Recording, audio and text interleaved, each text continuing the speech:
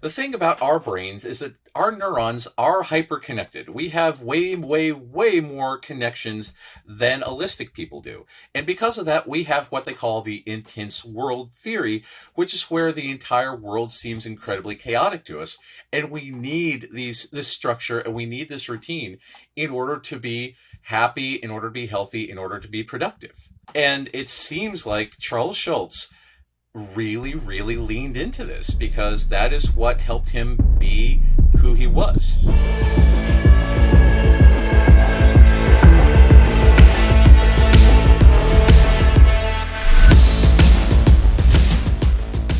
Welcome to the Autistic Culture Podcast.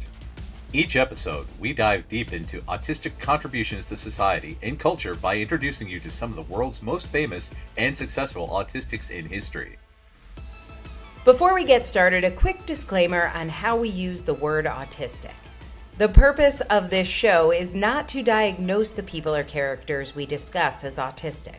While some may have announced being autistic, what we're sharing here is our observation of what is representative of autistic culture. It can sometimes be difficult for autistic people to celebrate our natural tendencies and traits due to the perception of autism as a disorder that needs to be fixed, a long history of damaging medical interventions to try and get us to fit in with mainstream culture, and protective masking skills many of us have developed to try to stay safe. Whether you are autistic or just love someone who is, your host is Dr. Angela Loria, the linguistic autistic. And licensed psychological practitioner Matt Lowry welcome you to take this time to be fully immersed in the language, values, traditions, norms, and identity of Autistica. Episode 8, Peanuts is Autistic. So, Christmas time is here.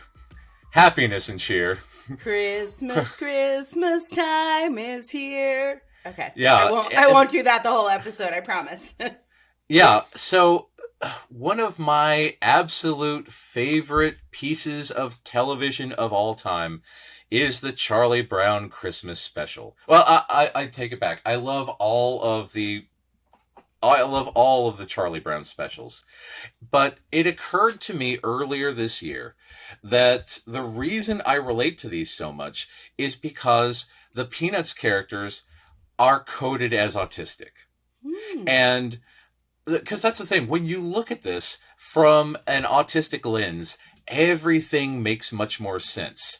Because, for instance, if you'll read the quote, Charlie Brown starts off the Christmas special with this quote. Okay, so this is Charlie Brown. He says, "I think there must be something wrong with me, Linus. Christmas is coming, but I'm not happy.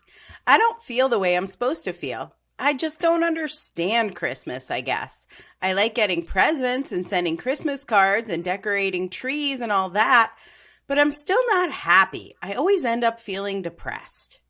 And then Linus, his autistic best friend, says, "Charlie Brown, you're the only person I know who can take a wonderful season like Christmas and turn it into a problem. Maybe Lucy's right. Out of all the Charlie Browns in the world, you're the Charlie Browniest." And when you come at that, as he is a very, very sharp, hyperlexic, autistic kid, everything about this makes sense because this is a time of year when a lot of people get together. A lot of people are having parties and doing the whole social thing. And multiple conversations in one room. Yeah. Lots which kills me. The TV's on, music is playing, there's 16 conversations. Are you people trying to kill me? Yeah, lots of noise complexity going on, lots of process complexity, presents being opened, food being had. It can be a very, very difficult time for us.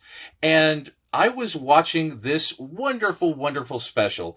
It's airing on Apple Plus, called Who Are You, Charlie Brown? And it takes a look through Charles Schulz's life. Charles Schulz is the guy who created Charlie Brown. And there's a lot of evidence in this special that shows that Charles Schulz may be one of us. And I'm going to put a quote from his wife in here that, let's see here. Yeah. Oh, this is a quote from Charles Schulz himself, talking about his daily life. Okay, let us see. He said, this is Charles Schulz. He says, I Yep. love my daily routine of getting up, going down to the ice arena, and having breakfast and going into the studio in the morning. When it comes right down to it, I'd rather sit and draw funny pictures than do anything else. And his wife elaborated. And she said he would get up in the morning, drive down the hill, park in the same place every day, ate an English muffin with grape jelly, and went into his office and sat at his desk and worked, always in his studio, solitary, sat, and created. That is an autistic life. He loved his routine. He loved the security in everything. He loved... he had his special, but this, I'm getting ahead of myself. So but let me tell you, this is the thing about this. This could be my morning routine too. It's like I never know what's going to happen during the day. I don't know what crazy ass email I'm going to get, who's going to need me for some emergency. But like at least I can start my day with the exact same schedule. My list would be longer. I have a very elaborate morning routine and it starts with dawn. So I like to wake up and watch sunrise. And it's like, it makes me at least feel at the beginning of the day like maybe everything will be okay if I can have like that little bit of control. It usually goes off the rails at some point. But if I can hold it together, that's where I can be my most productive and creative. Yeah, and it gives us this security because, once again, the thing about our brains is that our neurons are hyper-connected. We have way more connections than allistic people do. And because of that, we have what they call the intense world theory, which is where the entire world seems incredibly chaotic to us. And we need this structure and we need this routine in order to be happy, in order to be healthy, in order to be productive. And it seems like Charles Schulz really leaned into this because that is what helped him be who he was. But let me give you a little bit of background on Charles Schulz. He dreamed of having a comic strip since he was 6 years old. And as a matter of fact, his nickname was Sparky, based on Sparkplug the horse from the comic strip Barney Google and Snuffy Smith. And they called Sparky, or Sparkplug the horse, the Snoopy of the 1920s. Wow. So he grew up with this nickname because he loved comic strips. Those were essentially the Marvel movies of their day. Those were the Pixar, the Disney of their day. And from an age of 6, he said that is what he wanted to do with his entire life. He said that he was always a shy kid. He always walked with his head down. He said that he did well in school and even skipped a grade. But because of that, he was always the youngest kid in school and he always felt alone. So he spent a lot of time hanging out in his father's barbershop. When he got into middle school, things got a lot worse for him. He got very depressed. Then he started failing everything in 8th grade. And he turned to the one thing that he loved, which was sketching and drawing. That is the thing that got him through because that was the world that was comfortable to him. It helped him deal with the social isolation. It helped him deal with being awkward and not fitting in with other people. And he wanted to be a cartoonist. So wait, I've heard you say this before on other episodes where you talk about we need our special interests and we need to make time. So it's the opposite view, I think, of how most people think of, and it's why I don't always love the term special interest. It's just our fucking interest. But anyway, right. Yeah. But like I think even in the ABA structure, you can be rewarded. Like your special interest is some extra that if you're good and you do all the other things, maybe you can have 5 minutes to sketch and draw if you can, I don't know, sit quiet enough in circle time. So can you talk about that? Like, because I think special interests can save our lives, but also create amazing things in the world, but not if they're a reward. That's the thing. So allistic views of our so I refer to special interests as spins. SPIN, special interests, spins. Because again, it's less pathologizing to say this is what spins you. Yeah.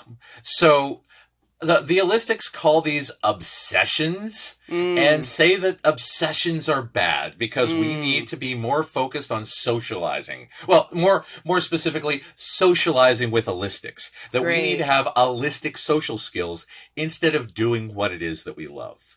Right. And this is so pathologizing and so incorrect because these are the things that give us life. These are the things that bring us joy. For instance, my son, he's 6. The things that he loves most in the world are electric towers, cell phone towers, the Eiffel Tower, Snoopy, bridges. Everything that we do is based on these and drawing these and going out and touching these. Just yesterday, we went out to touch electric towers because it's nice and cool outside. The grass is low. We can get to them easily. He looks forward to that. We go out on a trip every Wednesday to touch electric towers because that is what he loves. And he will come home. And that like gives you energy. Like when exactly.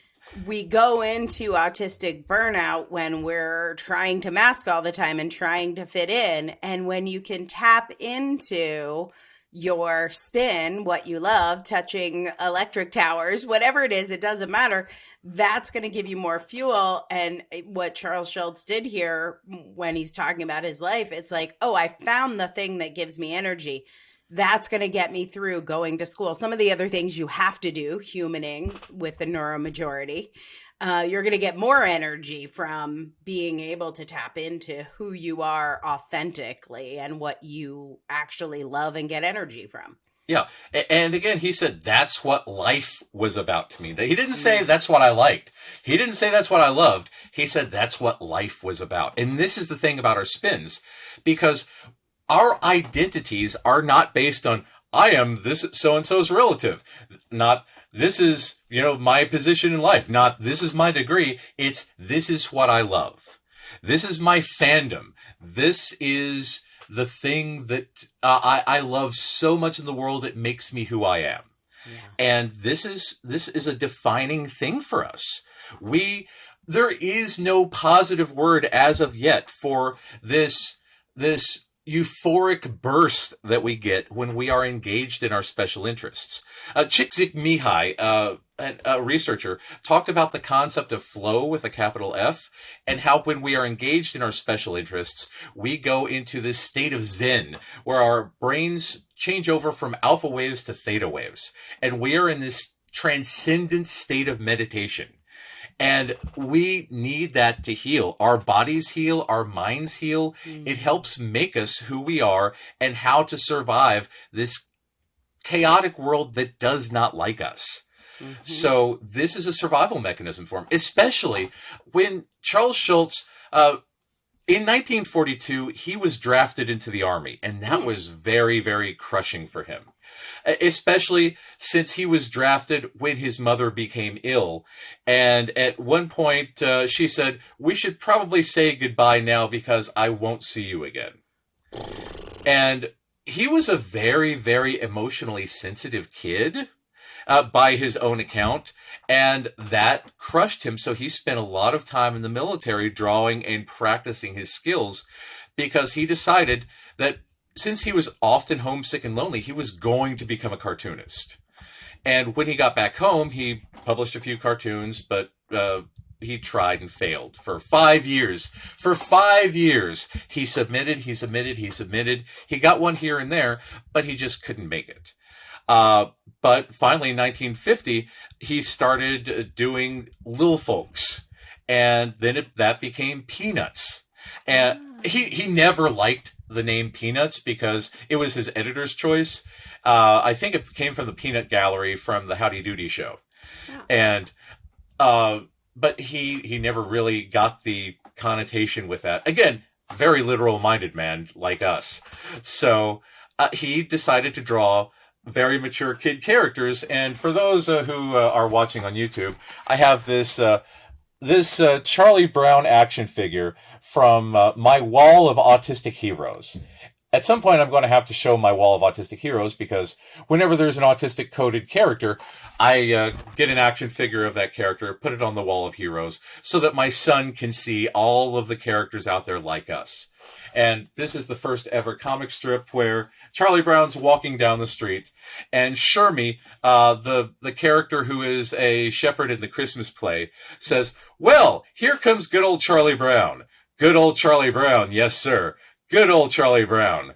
How I hate him." And he was essentially the South Park of his day, because he had all these hyperlexic kids acting in very adult ways, talking in very adult ways, and he didn't want to talk down to his audience, which is kind of ironic, considering that when he started doing the specials, he was adamant, because, again, standard practice is that for all children, you get adult women and have them mimic child voices.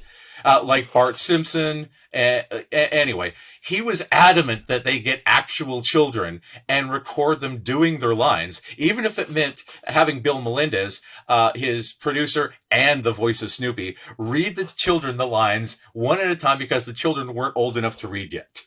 Okay, we're going to take a quick break. We'll be right back.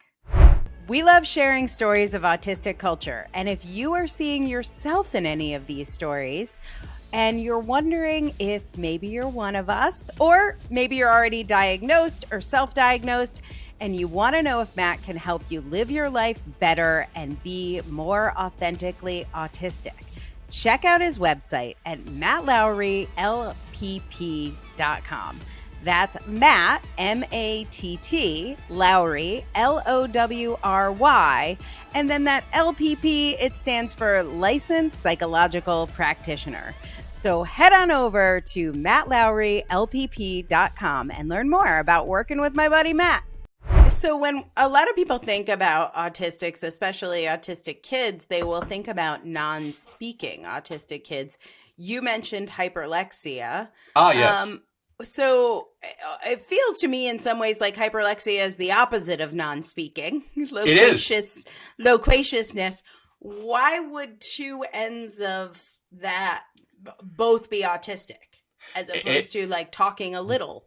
It's almost as if it's a spectrum.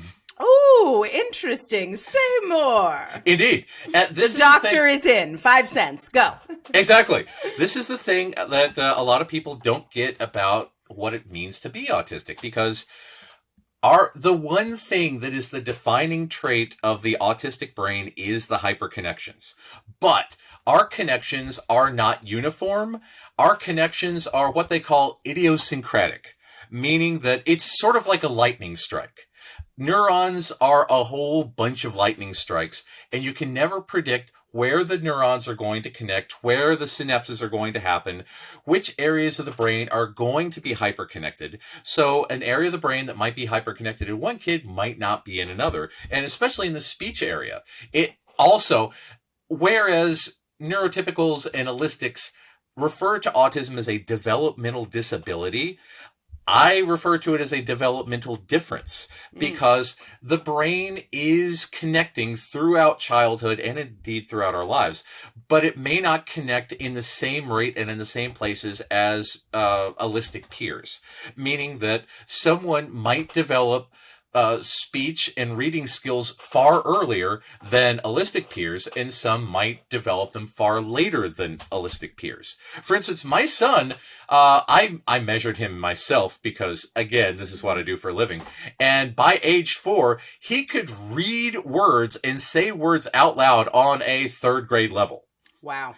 And I gave him all these words. I put all the words out, and he would just read them, and he could read them out loud. He loved playing reading games. But at the same time, he is primarily echolalic, a word which means he repeats sounds and phrases that he hears.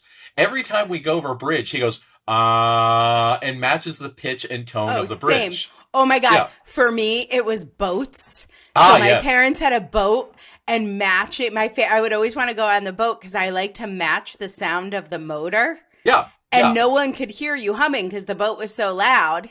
Yeah. So I was like, oh, I get to match pitch. But I did that on bridges too. I love that I can hear the sound of the Tappan Zee Bridge right now. Yeah, and that has a lot to do with our phonological loop.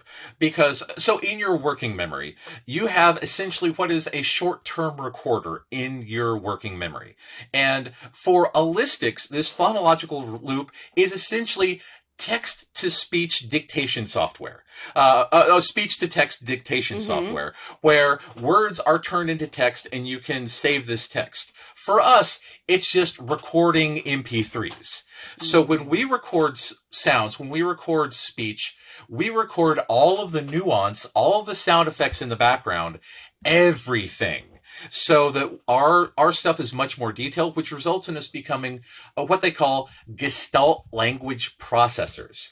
Meaning that, again, with my son, he will record entire snippets of speech, including cadence and rhythm of speech, including background noises, including music in the background, and then when asked about it, he will repeat the entire thing. He's memorized the entire special of It's the Great Pumpkin, Charlie Brown, and can recite it verbatim, including the sound effects when Snoopy is in a dogfight, including the music. He will fall down when Charlie Brown and Snoopy falls down, because he has recorded all of this data, not just the text. You should hear me do all the characters in a musical. Exactly. With the voices and everything included, yes, because exactly. that is how we develop this kind of stuff. And because of that, it might look to outsiders as though speech is not developed, when speech is much more deeply developed. And there's a lot of people who have difficulty speaking and might have verbal apraxia, an inability to produce a lot of speech, but are incredibly fluent using an AAC device, a tablet where you can have preloaded words and phrases on there, and they are able to communicate quite eloquently. And this is a big thing that I'm an advocate for, again, because my son is primarily echolalic. There are a lot of people in the world who believe that they need to speak on behalf of their children instead of giving their children the additional resources necessary to communicate. Because non-speaking does not mean non-thinking. These people are able to think just as well as anybody else. It's just that there is essentially a translation error in getting it out into verbal speech. But people who are hyperlexic have the opposite end of that problem. For instance, I am and was a hyperlexic child. And there was one time when I was working in community mental health, one person came up to me and said, "Matt, where y'all from?" And I said, she said, "Y'all talk funny." And this is a therapist. And I said, without breaking a beat, "The moon. I'm from the moon. This is how the moon people speak, and we've been watching you." And she said, "No, seriously, where are y'all from?" "The moon." The moon. Yeah. And just, just come on, man. Just one time at one of my first jobs, I was working at a mental health facility, and in charting every night, I used the word, "This person decried something." And somebody came up and said, "Decry? Is that really a word?" And I said, yes, it's a word. And he said, "Well, use it in a sentence." "I'm decrying your use of the word decry." This person decried something. Yeah. I used it in a sentence. It was in my damn report, fool. Exactly. And the next day, somebody put a news clipping in my locker from the TV Guide, where it was a description of The Simpsons saying, "Marge decries something or other," because, again, the TV Guide is written at a third grade level, and this guy, a professional, did not know that word. But that's the thing about Charlie Brown. Charlie Brown, and especially Linus, are very hyperlexic. Lucy, even despite being mean and sarcastic, she's hyperlexic. All of the Peanuts characters have Charles Schulz's sensibilities and vocalizations and speech abilities. But anyway, so Charlie Brown, Charles Schulz once said, "I am Charlie Brown." He identified with him. He said that Charlie Brown was constantly bullied, but he keeps going. The little red-haired girl in the comics and in the specials is based on this red-haired woman that he really, really liked, but she was engaged to somebody else, and he gave it a shot. She still married him, but he never forgot her because he felt very, very deeply for her. Charles Schulz said that Linus is his philosophical side, where he's always asking the bigger questions. Lucy said that Charles Schulz said that Lucy is his sarcastic side. And we all have people in our lives like Lucy who set us up and then take away the football because we are very forward, very trusting people. And this can end up in a lot of difficulties for autistic people because we say, yes, I wouldn't ever betray this person. Why would they betray me? And then they take away the football. And this is a big thing that happened a lot in Charles Schulz's life with people that, he didn't trust. So he had to find people that he did. He found his wife. He found Bill Melendez. He struck up close relationships with a lot of other cartoonists, including I can't remember the one from Better or Worse, but one of his best friends resulted in him creating Peppermint Patty. Oh, I love Peppermint Patty. He described Peppermint Patty as totally her own person. She's bored at school but great at sports, and she was inspired by one of his great friends, the famous tennis star Billie Jean King. Oh, maybe Peppermint Patty's in the LGBTQ mafia. Yeah, she is canonically queer. All right, I like it. Yeah, and Billie Jean King said that Sparky, again Charles Schulz's nickname, was a feminist very committed to social justice. Oh, social justice. Ding, ding, ding. Welcome to autistic culture. And that's the thing. Because of our... we have this thing where we have a very, very big issue with social inequality because if something's not fair, it bugs us.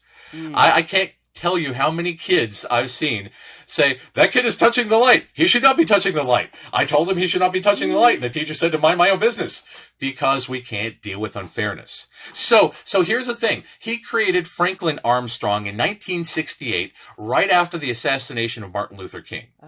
A school teacher named Harriet Glickman wrote him a letter and said that since he had this nationwide platform, he needed to use it for good and introduce a black child to the Peanuts gang. And at first he said, I don't know if I can do that because it might seem disingenuous. What if I write it wrong? And so she wrote to her friends and they wrote her, Kenneth Kelly and Monica Gunning, two black parents, wrote to him and said, no, please, you gotta give it your best shot. There are almost no people of color in comics in 1968. So he said that he could change things. And this is a direct quote from him about the creation of Franklin. And I'll put that right there. Okay. I held off Franklin for a long time because I simply felt I wasn't capable of doing him properly, and I didn't want to appear to be patronizing. I tried to do it without fanfare. So his solution was to just have a series of strips where Charlie Brown goes to the beach, loses his beach ball, and Franklin shows up and gives him the beach ball back, and they start building sandcastles together like it's no big deal. And because of that, newspapers in the South, they got pissed. Oh my God, this is like Mr. Rogers getting his feet washed by the black mailman, right? There will be a Mr. Rogers episode very soon. I can't wait. Yeah, but yes, exactly. So they said that they are going to drop the strip. He said, do it. I dare you. And they said, okay, so we won't drop the strip as long as you don't have them in the same classroom. And what? Because desegregation had not yet happened. Oh. So he decided, now he's in the classroom. So every time they had a classroom setting, he was there in the classroom to remind them that they were all there together. Because he was like, eat this. Mm-hmm. There's no way that, and this is the thing, he thought that it was massively unfair to discriminate against people for any reason. So he needed that representation. And again, the reason that Franklin was not originally there because he didn't want to do it poorly. He didn't want people to say, oh, that's bad, you're wrong. He wanted to have him there, and Franklin has been a part ever since. And as a matter of fact, these days, Franklin is very, very invested in aeronautics and space, and they have Apple Plus Snoopy shows where Franklin talks about the universe and the Hubble Space Telescope because Charles Schulz had been partnering with NASA since the 60s, and they named the lunar lander Snoopy, after Snoopy, because this is the world that he has. Everything in Charles Schulz's life is based on the stuff that he loves, his special interests. He played ice hockey and skated, so the kids in Peanuts skate a lot and they play ice hockey. He's a big dreamer, so Snoopy became a dreamer. Snoopy never settled for being a dog. He's not a dog. He's the World War I fighting ace. He's a flying ace. He is Joe Cool. He has all these massive adventures. He has a little entourage with Woodstock and all of the birds. He is never just a dog. Also, Schroeder, the kid who plays the piano, is always playing symphonies that Charles Schulz liked. And Charles Schulz's wife called him her sweet baboo. So he put that into the strip because that is just who he is. Also, he wanted to, because he had chronically low self-esteem for much of his life, that's why he put Pigpen in. Because Pigpen is constantly criticized by the other kids for having this big cloud of dust, but he has, quote, dignity in the face of criticism with incredibly high self-esteem, and he's very proud to be who he is. And this is the big thing that he wanted to impart on his readers, to get people to be proud of themselves. And Charlie Brown is who he is, who is always Charlie Browniest. Exactly. Always getting knocked down, not a popular kid. And this is actually, I want to have this quote here. Let's see here. This is another quote from the Charlie Brown Christmas special. This is from Charlie Brown. He says, "Rats, nobody sent me a Christmas card today. I almost wish there weren't a holiday season. I know nobody likes me. Why do we have to have a holiday season to emphasize it?" And this is a quote from the Halloween special. "Hey, I got an invitation to a Halloween party." And then Lucy says, "Is the invitation to Violet's party, Charlie Brown?" And Charlie Brown says, "Yes, it's the first time I've been invited to a party." Charlie Brown, if you got an invitation, it was a mistake. There were 2 lists, Charlie Brown, one to invite and one not to invite. You must have been put on the wrong list. And this is a recurring theme in all of Charlie Brown's appearances, in all of his life, because... in all of my life. Exactly. And this is a thing that I think that a lot of autistic people can relate to, because, again, because of our hyperconnected brains, because of the way that we speak, because of the way we interact, we are often excluded from social events. We are often excluded from holistic peer get-togethers.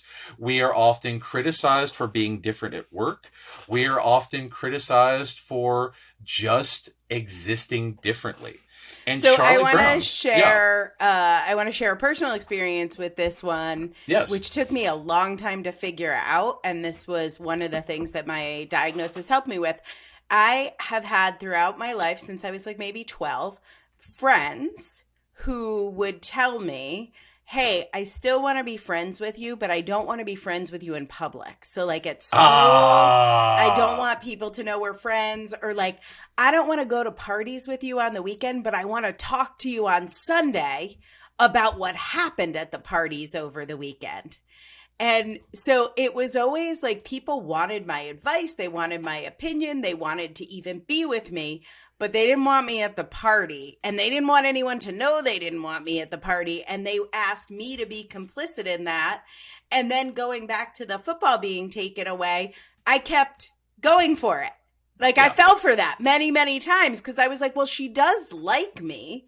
And maybe after we hang out on Sunday enough times, I'll eventually get invited to the party. But I was always on the other list. Yeah. And this is a big reason why I always tell autistic people that our relationships are based on the 3 F's: friends, family, and fictional characters. Because we can dive into fictional worlds and we don't have that rejection from the real world. We make friends with these fictional characters who are always there for us. We reread the same things over and over again. We identify with these characters because they they show pieces of us, we can identify with them, and they won't do that. They won't have parties and not invite us. Right. So for me, that was like Bono. I was like really into U2, Michael Jackson. I eventually, one of my special interests was a band called Crowded House. And so even though they weren't fictional characters, in a way they were, because I could put on a Bono CD anytime and he would still not found what he was looking for. Me neither, man. Yeah. And Sid Vicious too. So yeah. And this is why we have such close relationships with our media, movies, music, podcasts, because we need companionship. That's the thing. Okay, so there's this ridiculous belief among holistics that we are they call us antisocial. And that, number one, the word antisocial means that you go around punching people in the face with a rock, not that you don't want to be around people. We come to fear being around people because of what we call rejection sensitivity dysphoria. We want people in our lives. Young autistics might be misdiagnosed because an holistic evaluator will say, oh, well, they can't be autistic. They want friends. Everybody wants friends. This is the human condition. Everybody wants to have people in their life that they care about, who cares about them, who has this, what we call social reciprocity, not just being there to give them the test answers, but they ignore us at parties. We all want friends. We all want a community. And this is the reason why I've built up Autistic Connections as a community for autistic people. And we'll include a link to that in the show description. Yeah. Because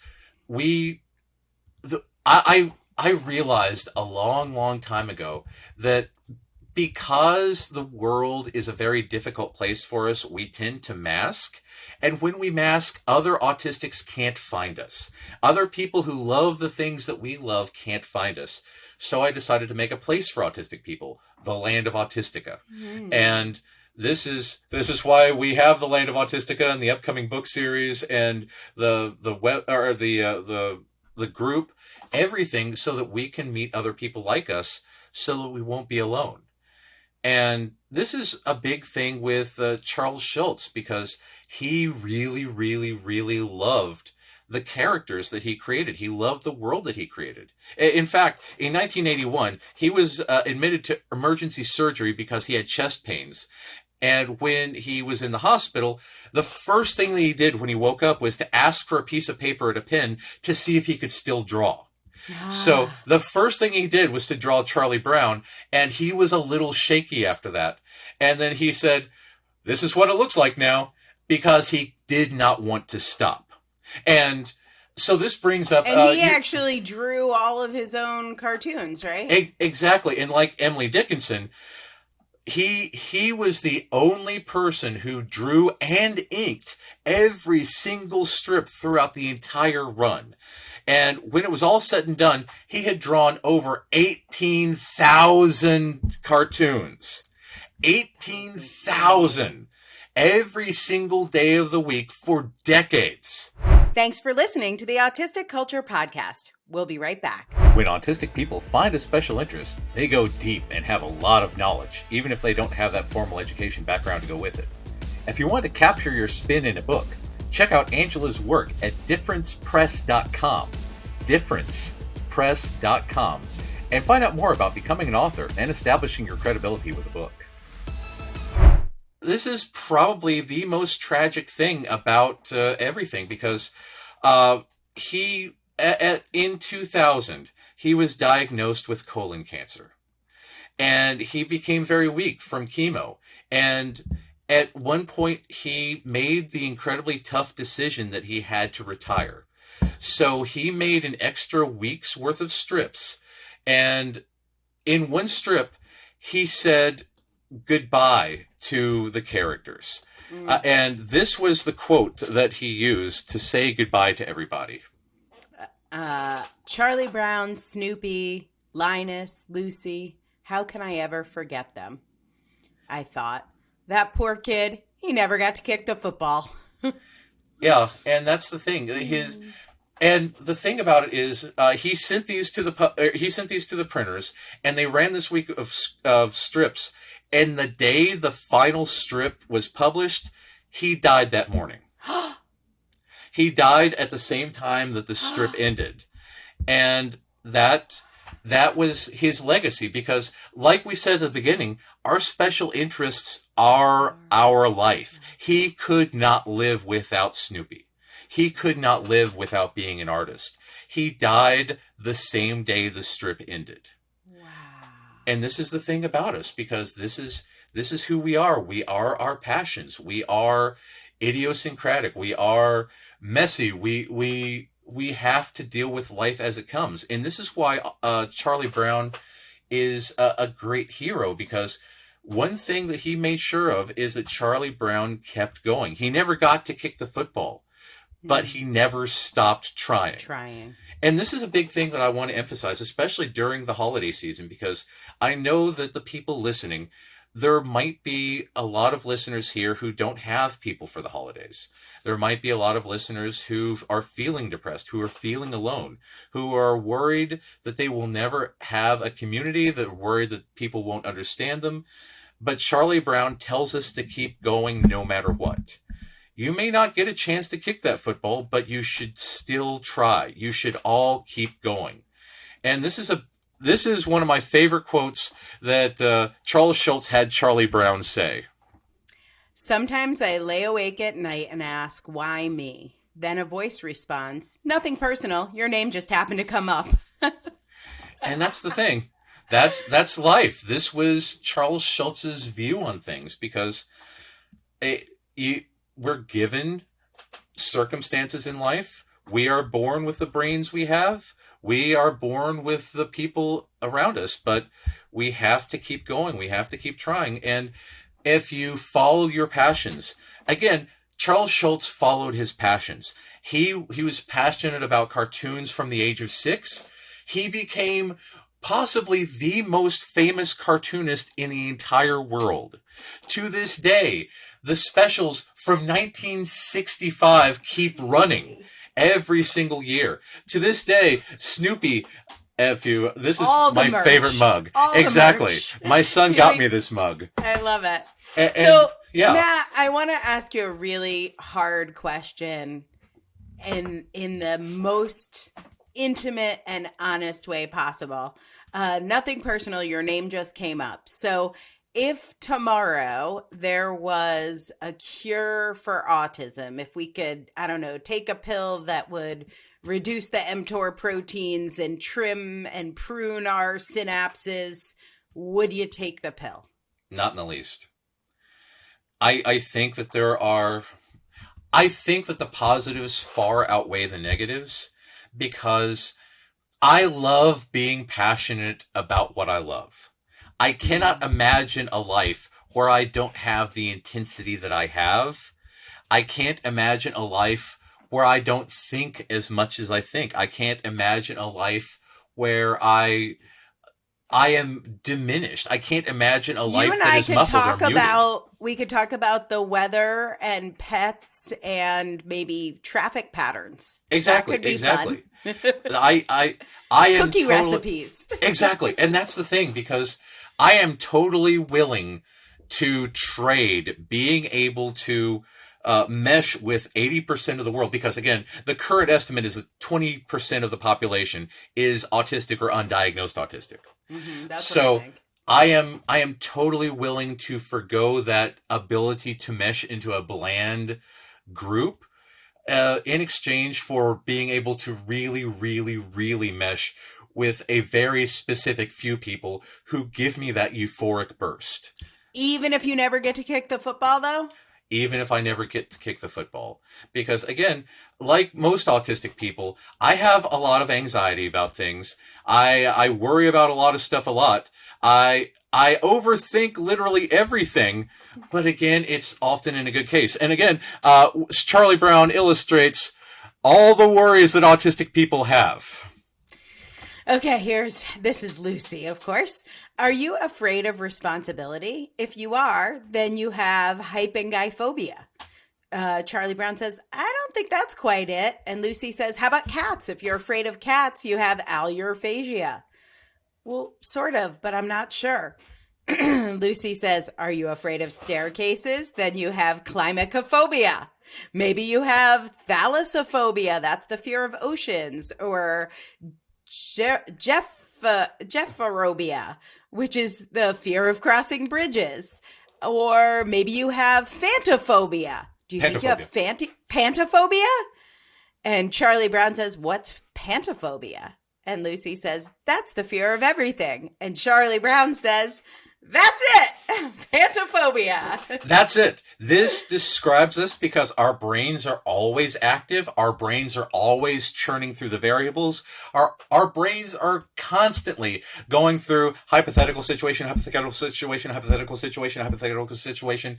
It might cause us to lose sleep. It might cause us to stare out into space because we're busy processing. It might cause us a lot of distress and to overthink social situations. But again, that intensity can also bring us really, really good stuff. That intensity allows us to enjoy things on a scale undreamt of for holistic people. Holistic people can't imagine how much joy collecting cool stuff like this brings me. They can't imagine how much joy I have in reading a new book or watching a new show or listening to good music.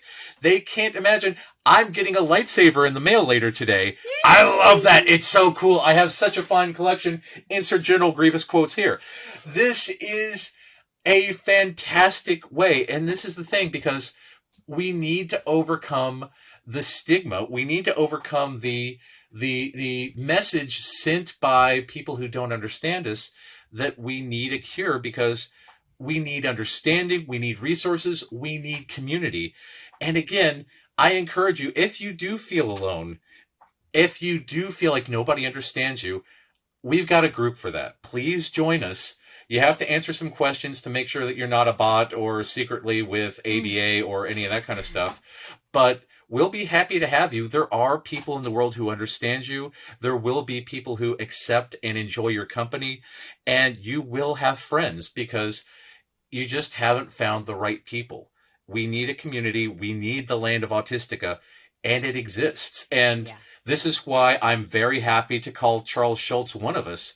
I'm very happy to call Charlie Brown one of us, because Charlie Brown is a hero. He never gives up, and neither should you. And just to clarify, even though we have some suspicions Charles Schulz was autistic, we don't actually know that, right? Like he wasn't, he didn't come out. He was never officially diagnosed, but I would be proud to call him a member of our community if he was. Yes. Yes. And certainly the series and all of his work represents autistic culture and values and norms and all that good stuff. So awesome. So that brings up a question. What was your favorite part about being autistic this week? Well, I got called out this week. I will say it called out, called in. Actually, you did too. And I loved it. So one of our listeners, and feel free to call us out in the comments, we can take it, said, hey, you've got a whole bunch of episodes here about white dudes like Charles Schulz. Where are the women and people of color? And I loved this question. I love that we talked about Franklin today. And I do want to acknowledge that, you know, women and people of color, first of all, autism in general is underdiagnosed, in my opinion, but especially among women and people of color who have been misdiagnosed as histrionic or schizophrenic. And it is hard to find data. So we do have some episodes coming up that we are excited about. Definitely we're going to be talking about Temple Grandin, Greta Thunberg. We're going to be talking about Chris Rock, Satoshi Tajiri from Pokemon fame.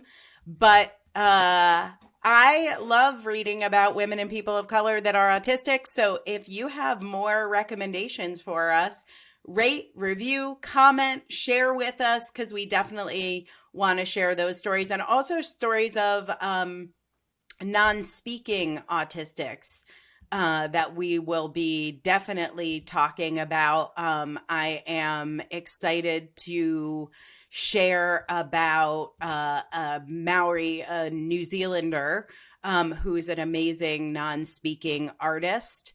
So we will definitely be talking about Susan Toharangi King. And we are doing the research, so consider us called out. We will make sure to add more diverse voices from the neurominority. It is harder to find the info, but we are up for the challenge, right, Matt? Oh, yeah. I want to do an episode about Questlove because have you seen the man's collections? He has an epic museum.